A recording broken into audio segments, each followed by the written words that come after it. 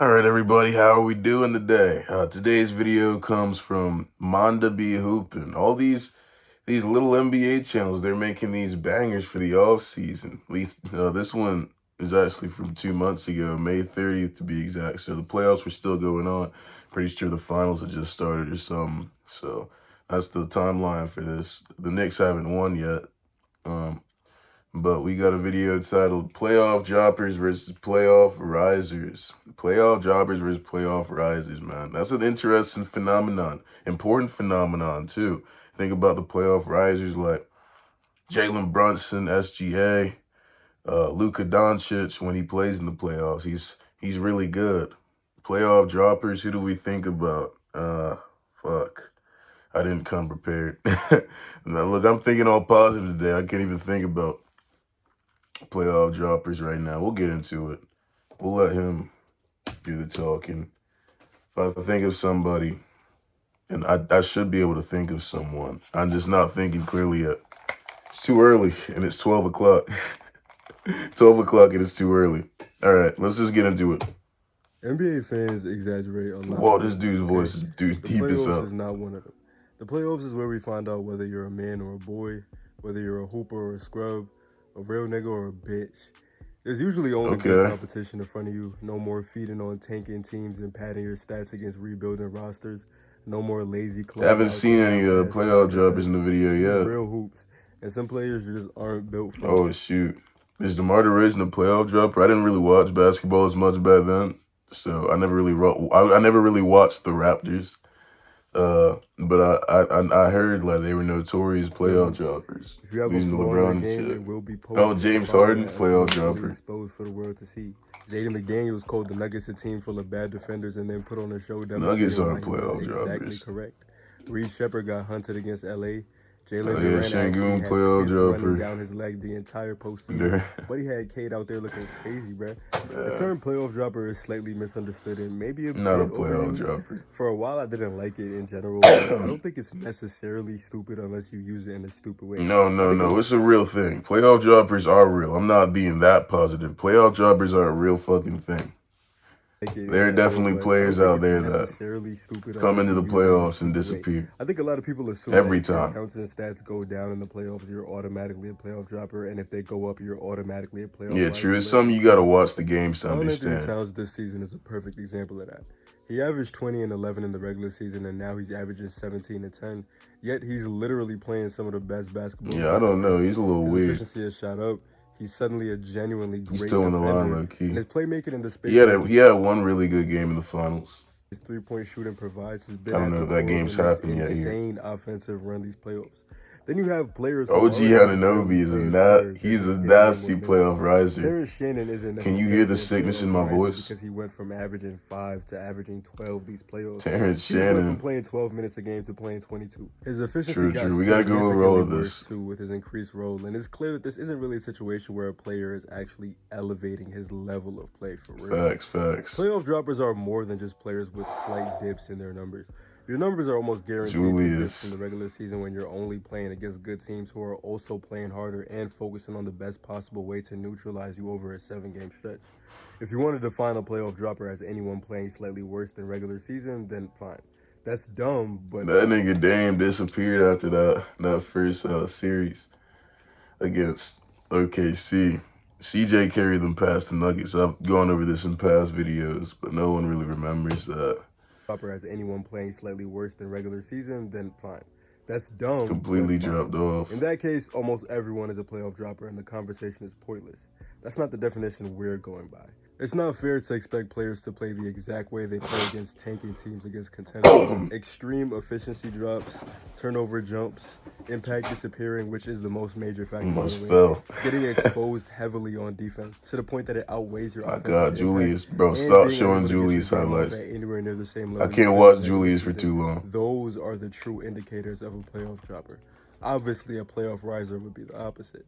Now, how long do you have to overperform or underperform to be considered a riser or a dropper?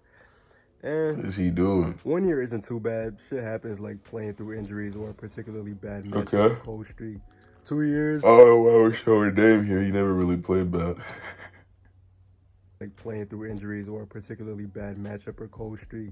2 years, might be a coincidence, but you're definitely getting put on fraud watch. Anything more than 3 years without enough good playoff performances to counter it, you're a playoff dropper, buddy. Stop showing So who is a Julius, man. I'm riser gonna get and who's a mad. dropper?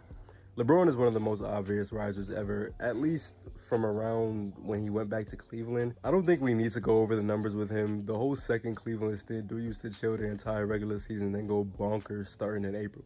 Shit became the norm for him.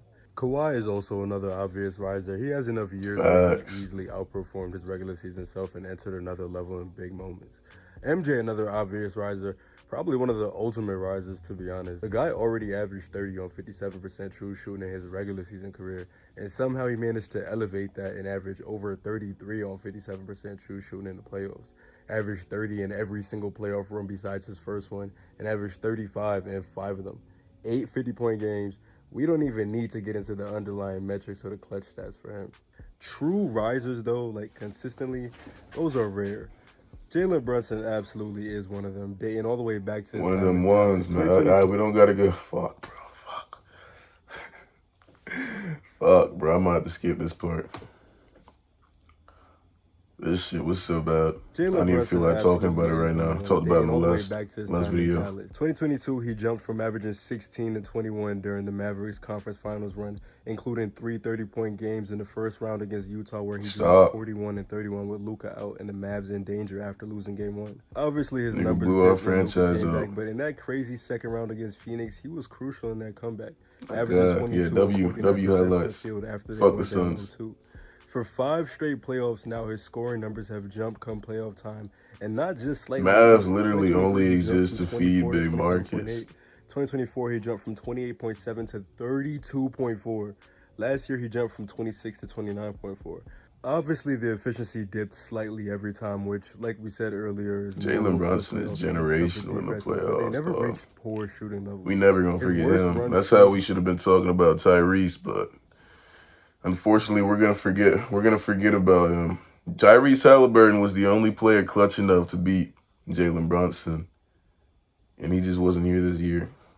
Wise was 24 when he. So unfortunate he got hurt. And he's consistently around 46 or 47, which is that was their only chance too. A tiny guard who does a lot of his work inside. He's only dipped below 55% true shooting in one run. When you add the context of not Tyrese Maxey, Tyrese Halliburton. Especially 24 when he really went into the conference semis with Dante DiVincenzo as his second option. It's surprising that his efficiency didn't get any lower. With his size, he shouldn't be that good in the postseason, but instead of getting swallowed up by more physical and aggressive playoff defense, he embraces it using his stocky frame and dances through it with ridiculous footwork and balance inside the arc. The guy shows up on Jordan and Kobe and Curry lists every May. He has the most fourth quarter playoff points since 2021. He's the best playoff riser of our current generation and one of the most clutch players ever, bruh.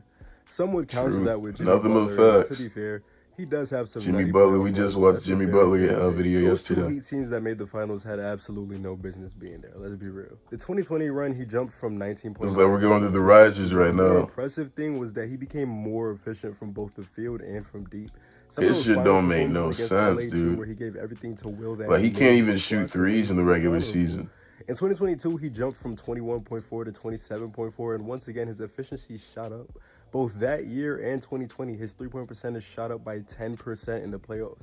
He was genuinely losing it that year, 45 and 36 against Atlanta, 33, 40, and 32 against Philly, 41, 47, and 35 against Boston. That dumbass shot he took in Game 7 stained one of the most insane playoff runs ever. Then in 2023, he ran it back again, jumped from 22.9 to 26.9 without a crazy efficiency drop, put up some bonkers performances. That 56-point performance on the Bucks, immediately followed by a 42-point closeout game, was genuine insanity. That Heat team had no business going to the finals, man. They really didn't. But Jimmy took them there. The only reason I'd say Brunson is a better riser is because Brunson has risen in every single year of his playoff career. It's the norm for him. Jimmy has a long career with a few insane runs, but for much of his playoff career, what he did in 2020, 2022, and 2023... I don't know. I don't ever see Jalen Brunson taking an 8th seed to the NBA Finals, for being completely honest. I don't know. I think both of them have their arguments, but who do y'all think is the bigger riser, Jimmy or Jalen Brunson? Other than those two, I'd only put Luka near their level as playoff risers in terms of the 2020. God, bro. His rep is taking a hit. Being a Gobert Finally getting Gobert off of your team is just like the gray hairs finally start going away, man. Y'all don't understand the pain of having to defend Rudy Gobert over and over again. My God, the burden off my back, the monkey off my back, man. That when he got off the team, that's when I started to heal. No offense, I love Rudy, man.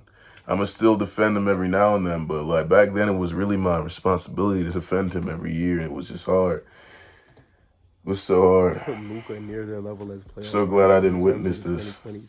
His rep is taking a hit the last year or two because of all Can't the believe defense they talk, and fucking. last year's disaster against Minnesota combined with missing this year's playoffs has made a lot of people. It's because of his knees, But dude. we know what we was watching. That 24 run was special and all, but that 2022 one was Can't nasty believe they too. broke that shit And I know up, it was dude. just one series, but he lost his mind in those 7 games against the Clippers in 21. Like I said, there's only a very, very small percentage of players who consistently. Luka, anybody who beats the Suns, anybody who drops the Suns off, forever has my respect. Luka's on that It's list. so rare, and I don't that's why even you fuck have a with lot of Luka like guys that, who but are he's on kind that of like list. fringe playoff risers. They had a lot of crazy runs and get better in the postseason like half the time, but Donovan. almost every single season. Chris After that, there Middleton. used to be playoff risers, but Jeff they really T. can't be called playoff. Jeff Jamal T Murray on is my the screen prime example. He again. went insane in the bubble, jumped from 18. Oh my God, this guy. 26.5 a game. Once again, he beat the Suns. 34, 88 to But this 50, nigga, 45, stop 88. showing this shit, Absolutely dog. bonkers. Stop. Then he tore his ACL, came back for the 22-23 season, and had another crazy run the year the Nuggets won the chip. Jumped from He fell 20 off games since to then, 26 though. on better efficiency. Torched LA in the conference finals sweep with 3 straight 30-point games, including back-to-back. That dude, Jamal Murray. Had a 30. Jamal versus the Lakers, man. I tell you. Oh my God. You see Jamal love playing in LA. Including back-to-back 37-point games. Had a 34. That nigga was nasty, bro. He looked stamped. If I wasn't a Jazz fan, he would be my favorite player. Bad playoff runs, including this year when he stunk it up badly against Minnesota. There's guys that have put up crazy playoff numbers scoring-wise at times, so it gives the perception that they're rising. Yeah, Donovan, his legacy right now is looking kind of bad because of what happened in that conference finals. If they won that game 1, everything would have been fine. Honestly, he was going crazy in game 1. I was like, wow, we're really watching Donovan Mitchell in the conference finals finally. And then yeah, it was all bad. There's guys that have put up crazy playoff numbers scoring-wise at times, so it gives the perception that they're risers, like Donovan Mitchell. But with him, he's in that odd place where scoring is all he can really give you. And on both the Jazz and the Cavs, he's been just as detrimental at times as he has been beneficial, especially when you factor in defense. I don't know. There's plenty of role players. That defensive shit is kind of overblown. I'm not gonna lie. It's not that bad. It's not that much of a fucking detriment, dude. I think generally, Donovan Mitchell is a playoff riser. Like he has moments where the team lose. He just knocked off the first seed Pistons, man. We can't give him no flowers for that. Finally, he's always playing like the hardest team in the second round. Bench players that are risers, partially because teams are more focused. Like you run into the Celtics, like what are you supposed to do? It creates opportunities for them to step up, and partially because they didn't play as much during the regular season, so there's less mileage on their legs. This is the Spurs method when it came to Manu Ginobili. Everybody always asked why he came off the bench, and part of the reason was because both him and Tony were ball dominant. Another part of the reason was that Ginobili a playoff riser? Second unit, but another big part of it was that Ginobili was a very explosive and reckless player. He played in 2-time speed, as people like to say. The Spurs coaches and assistants back then said he's just not built for starter minutes. I think the quote from one of them was that if the NBA was 35 games like college, he'd be top 10 ever, or something like that. That's why in the regular season, he only played... They really held him hostage on the bench for his entire career. What player is staying in that situation? What player is staying on the team if they're forever gonna have that role? Like college, he'd be top 10 ever, or like a Ginobili level caliber player. In the regular player. season, he only played 30 minutes a game twice in his career, but in the playoffs, he played over 30 minutes a game 6 times. It wasn't just the increased minutes, though. Don't get it twisted. He was genuinely better in the playoffs, too. His aggressive and physical and energetic style of play was perfectly suited for playoff basketball. He had numerous runs where he elevated his level of play. 2005 was an all-time great playoff jump. His points jumped from 16 to 20.8, and so did his efficiency from 47-37-80 to 50-43-80. In the finals against Detroit, he was the X factor. Some people still argue he should have won Finals MVP, actually. 26 and 27 in the first 2 games, 21-9 and 10 in Game 6 before that crucial Game 7. 23. Plus minus isn't that series looked crazy. That's like the ultimate basketball nerd series right there. Pistons versus Spurs. crucial Game 7 where he had That's just 23. pure Plus basketball. minus isn't everything, of course, but it does say a lot that Duncan was minus 8 and Ginobili was plus 28. Not taking anything away from Duncan, especially with how important his defense was, but he had a few inefficient games, especially Game 7 where he shot 37%. Manu, meanwhile, was running that offense. 2004, 2005, 2006, arguably 2010 were all years he was better in the playoffs, and that was just the first half of his career before the Spurs' resurgence in the early 2010s. Even in the 2007 championship run, he had a few bad games early in the playoffs, which is why it looks really bad that he shot 40% that postseason. But after Phoenix tied the series 2-2 in the conference semis, it's like he flipped a switch. 3 straight double-doubles after, scoring 26, 33, and 23 in those games. Shot 45% from the field and 45% from 3 from that point on the rest of the playoffs too. And he had a 27-point closeout game to help sweep young LeBron in the finals. In 2011, a year he averaged 17, was the Spurs' best player and 8th in MVP voting. He broke his arm on the last day of the regular season, but after the Spurs lost game 1 against the Grizzlies, he said, nah, fuck that. He got 8th in MVP voting off the bench. I don't know about that. That might be some popularity shit. His arm on the I don't even know if that's season, possible. but after the Spurs lost game 1 against the Grizzlies, he said, nah, fuck that. Played with the broken arm in the first round and averaged 20 with 4 rebounds, 4 assists, and My 2 God. steals. The Spurs lost in 6, but it was a courageous effort. No, he did that shit for lost nothing. 2 games by 3 points. Manu got older and declined, of course. WPR climb. 2013 playoff run, but that 2014 run was an incredible last hurrah for a genuinely great playoff performer. At this point, he's 36, averaging 12, 3, and 4 on good shooting splits. Then in the playoffs that year, he shoots 39% from 3 and averages over 14 a game. Multiple heroic performances, 3 20-point games in the 7-game war against Dallas in the first round, including the Game 7 where he dropped 20 and has 6 steals. In the finals, he had that 16-point, 11-assist Game 1, and of course, that Game 5 closeout where the Spurs were down 22-6 and he came in and completely flipped the game on his head on his own. Being a Spurs fan must have been so much fun back then. Finals when he was literally supposed Being to a Spurs fan must be really fun. Perfect summary of his San Antonio career. That's who he'd always been, Mr. Reliable. Some players are just better suited for the playoffs. High energy, chaos creators that play physical basketball. Mid-range. When are we gonna get to the droppers, man? As the paint clogs up and players I need to see some droppers. Elite playmakers that can settle an offense and facilitate instead of forcing shots against aggressive defenses.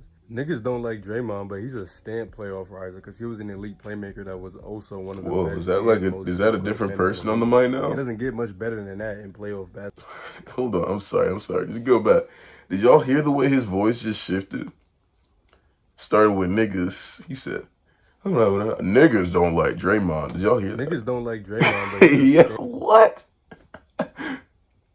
Facilitate instead of forcing shots against aggressive defenses. Listen. Niggas don't like Draymond, but he's a stand playoff riser because he was an elite player. Niggas don't like Draymond. Best and most in the league. It doesn't get much. This gotta be a different person. Which is why his numbers went up in the playoffs almost every year during his prime, and his impact definitely increased almost every year. Niggas don't like Draymond. Rondo was a prime example of that too. He was absolutely a riser, both with Boston and later on in LA. LA Rondo. Everybody knows he was a core part of that 2008 ring, but the years Rondo just elevate teams, man. Postseason. Going into the 2009 playoffs, he'd had a solid year, averaging like 12 with 8 assists. Then the first round against Chicago, he just started tweaking out of nowhere. A guy almost averaged a 19-point triple-double, had 2 triple-doubles in the series. He averaged 11 assists. It was crazy. That whole series was insane hoops. He regularly rose in the playoffs every year for Celtics. What draft pick was Rondo? How did they get Rondo? As many ridiculous playoff performances as him, he doesn't get brought up amongst the best playoff risers as much as he probably should. He went toe-to-toe with LeBron on numerous occasions and got the better of him a few times too. At Game 4 in like 2010, I think it was, where he had 29, 18 rebounds, and 13 assists was ludicrous. I'm pretty sure it was 2012 where he dropped 44, 8, and 10 on Miami in the conference finals and dragged that dead Celtics team to 7 games with prime LeBron in Miami. KG, Paul, and Ray were done, bro. That series was all Rondo. He averaged 20. And the Brooklyn Nets still went and traded for them. This is a guy that averaged 11, 4, and 11 that regular season. It's actually insane. Anyways, Cold streaks from three-point shooters are much more Paul significant in playoffs Kevin too. Ray. Suddenly, players that get to their spots inside the arc and hit those tough buckets when teams desperately need points are so much more valuable. Look at the Celtics last year Sean against the Livingston Knicks, on bro. this list. Checking up all those threes and bricking killed them in both of those insane Knicks comebacks, while Brunson and McCall walking them down with some ridiculous mid-range shots saved their season. As a third or fourth option, a player that can create their own shot is infinitely more valuable in the playoffs than a spot-up shooter. Look what happened to the Rockets too, multiple times in the playoffs, like those miserable 27 straight missed threes. The Bucks lost to Toronto in 2019 because the Raptors clogged the paint and the Bucks went ice cold the whole series. All they had was Giannis Did y'all see that break, bro? Variance is key come playoff time, and certain archetypes go from allegedly outdated to suddenly the most important players on the court. Counters are more important in the playoffs because whatever your strength is, teams focus on shutting that down. The playoffs are about having counters. Where are the droppers at? We're running out of time to talk about the droppers. Versatility is also what's his face a dropper? David Robinson? Okay, hold on. His ISO mids.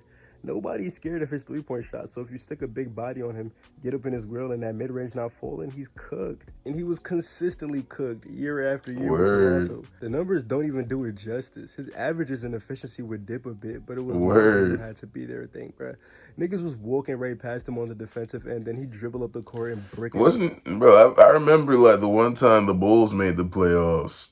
Wasn't he hooping in that series against the Bucks? The one time the Bulls made the playoffs back in the Caruso-Lonzo years, even though I think they were hurt. 18-foot fadeaway. Shit was dark, bro. I know Kawhi felt like a shot of Hennessy on a Friday night after work to Raptors fans. To this day, DeMar has the worst plus-minus in playoff history with minus 300. Damn, he was dropping that bad. Worst isn't even remotely close. It's Melo at minus 288, by the way, but chill, that's my goal. And it wasn't a team. Melo playoff dropper. Kyle Lowry's playoff plus-minus from 2013 to 2018 was minus 48, I think. I'm going to have to double-check that. I'm going to let y'all know if I'm right. These boys was getting killed. In that same time span, DeMar's was minus 275. Genuinely concerning, bro. He had plenty of nightmare performances, many of them against you-know-who from Cleveland. The worst was that night he shot, I think it was like 3 for 12, and then he benched him the whole fourth quarter in the conference semis. This was in like 2018 during the second straight LeBron sweep. I didn't know it was that bad. The whole fourth, bro. Yikes.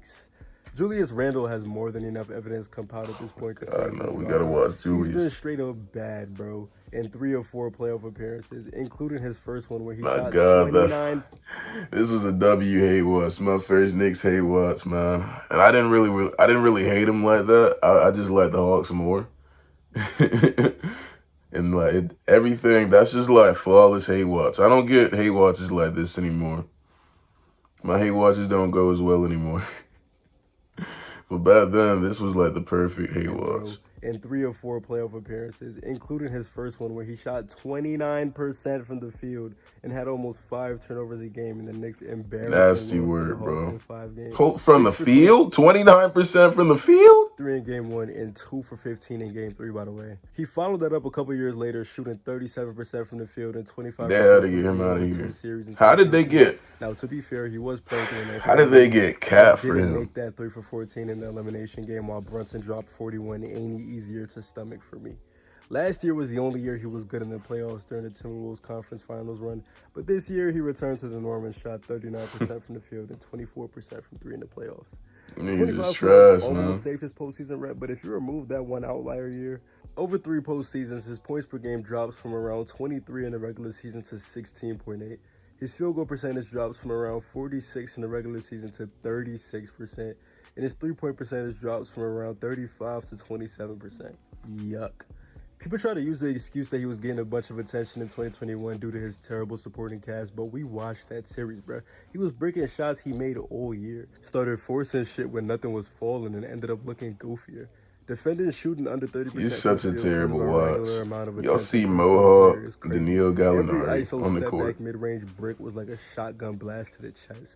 D'Angelo Russell is a nasty playoff driver. He's never been the most efficient guy around. But D'Angelo Russell, he's been... Oh my God, I forgot about him, bro. He used to send the fan bases into like a spiral, dude. Every fan base that had D'Angelo Russell, besides like maybe the Nets, he was probably dropping back then too. Every fan base that had D'Angelo Russell ended up hating him. ugly around. He's the ultimate scapegoat. He's a career 42 or 43% shooter or something. In 4 different playoff runs, he's only shot above 40% one time. 22 with Minnesota. That nigga was just selling, bro. 33%. He was a crisis actor for the Nuggets, bro. His next 2 playoff runs with LA were sad. Not only did his average and efficiency dip, he had that disgusting conference finals against Denver in 2023 where he only scored 10 points and mustered up a whopping. Oh no, he had warrants in LA, man. They had him. They had hitman bounties on his head back in LA. In the first round. Jalen Duran only has 2 years to go off of, but just off of this year, Jalen Duran, watch, because this shit was terrible. Going from a force of a big man to a literal bitch who looks like he has no clue what he's doing on the basketball. Shit was nasty word, bro. We just be letting anybody in the All-Star game. Ritual should have disqualified from All-NBA. Going from 20-10 to 10-8 while getting dominated and emasculated by your ex. I was trying to figure out how these Pistons won 50 games the whole time. Like, he was, man, this guy. Fumble a max contract.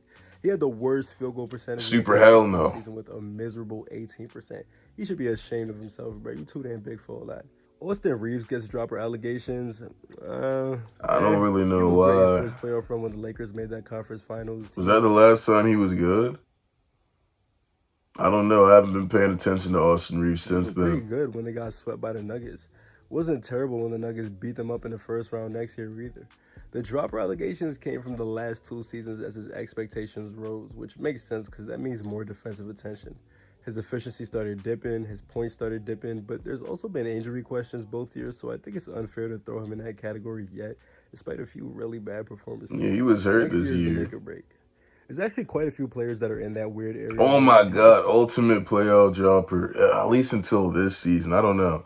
Tobias Harris was just gone every postseason. My Philadelphia, bro, he's wanted in Philadelphia. Philadelphia fans hate this man. But he dropped 50 points in that closeout game for the Pistons to keep them alive. In that game 7. 50 points. Did he really drop 50 points? Maybe I'm misremembering that. Was it that high? Tobias Harris dropped 50 points in a game 7. I feel like it wasn't 50 points because there's no way we just blew past that like that. But they've had some solid or good ones sprinkled in there, so you can't really. But he did have a really good performance. To be honest, true droppers who are almost never good come playoff time are really rare. 90% of stars are stars for a reason. Being an actual real deal consistent dropper takes a different level of bitch made. Dame is one of those guys that gets called a playoff riser by people who casually watch the sport because they remember the shot against OKC. And they remember Rivers thinking, God, he missed a shot. But he has his fair share of really bad playoff runs. 2018 was a tragedy. I forgot about this shit. By the Pelicans in the first round, shooting 35% from the field, averaging 18 after being 4th in MVP voting in the regular season. 2019, he got to go up against the crippled Warriors in the conference finals and finally had the chance to exercise his Golden State Demons just to get cleaned up again in 4. Shooting 37%, only hitting more than 6 shots one time. I can give him a pass that year, though. I think he was playing injured and his ribs were fucked up or something. He's a career 40% shooter in the playoffs with high highs and low lows. He's not really an egregious dropper, but he's definitely not a riser either. James Harden is a really interesting one, though. This year has put yet another big stain on his playoff reputation after a conference finals where he had 12 assists and 17 turnovers, shot 17% from 3 and 38% from the field while being a genuine cone on defense and actively costing the Cavs game 1. The thing with Harden is, though, he hasn't been this consistently horrible playoff performer when we look at overall playoff runs. It's just that when his back's against the wall and his team is on the verge of being eliminated, he crumbles every single time without fail. Well, maybe not every single time, but most of the time. 2015 Game 5 of the conference finals against the Warriors, he shot 2 for 11 from the field with 12 turnovers, and the Rockets got bounced. It's still the record for most turnovers in a playoff game. 2017 Game 6 against the Spurs was pathetic. He shot 2 for 11 again and looked like he wasn't even trying. 2018 was the infamous Game 7 where the Rockets missed 27 straight threes. Harden himself missed 11 and was 2 for 13 overall. Yikes. 2019, they got eliminated by... How was it always 2 for 11, Harden? What the hell? Again, but he needs to be investigated for that. He dropped 35, and Curry going bonkers in the second half was the reason they went home. After leaving the Rockets, though, shit gets really dark. The next series against the Bucks, I'm gonna let him rock because of the hamstring problems, but that shit was horrific. Then he goes to Philly. In 22, he puts up 11 points in Game 6 of the conference semis as the Sixers get bounced by the Heat. The next year, in the 2 games, they should have closed out Boston in the conference semis. He shot 4 for 16 and 3 for Early 11. series Harden, he's not bad though. Early series Harden. Elimination games he played for the Clippers the next 2 seasons, he was gross. 2024, he shot 5 for 16 in Game 6. Mind you, that was 1 game after he put up 7 points on 2 for 12 shooting in Game 5. My God, 16% Harden. from the field in a crucial game with the series. Hey, I'm not a Harden The next year, supporter, he had 7 man. points on 2 for 8 shooting in Game 7 against Denver in the first round. Nasty, nasty work. This year, I mean, we just witnessed it. Even the Game 7 against the Pistons that they won comfortably, he was 2 for 10 with 9 points. Against us on Monday, he was 2 for 8 with 12 Hey, points. who won them that game though? Donovan Mitchell, man. Give Donovan his flowers, bro. Donovan, despite Harden's failures, Comfortably, he was 2 for 10 shining with 9 through. points. Against us on Monday, he was 2 for 8 with 12 points. It's genuinely pathetic how he just forgets how to play basketball the second the pressure is on, and it's gotten progressively worse as he ages. He's in his own special category of playoff dropper, where dropper isn't really the right word. He'll play well for a lot of the playoffs, but put him in a high leverage situation. You kind of sound like James Harden with his voice. Need to win to survive. A lot of the time, he's not showing up. He gets really passive at times. It's so weird. I guess when people say choker instead of dropper, it's more accurate. We obviously haven't been able to go through everybody. There's more than a few other examples. Yeah, that's what I was thinking. Like, I don't want who to else? keep chatting forever, so throw them in the comments. I'm trying to hear a few underrated ones too. Like Lou Will, he had a few stinkers. Thanks for watching, y'all. I'm gonna catch y'all next time. You are not the same guy that started this fucking video. But good video though, nonetheless. This shit like this needs to be analyzed. I'm glad somebody finally made a video about this. I'm struggling to think of more playoff droppers. I don't know why my brain's not activating today. But they're out there. There's a ton of them out there. Only went through a few today. But playoff risers, playoff droppers, what do you think? Some shit to debate. I'll catch you guys in the next video. Have a great day.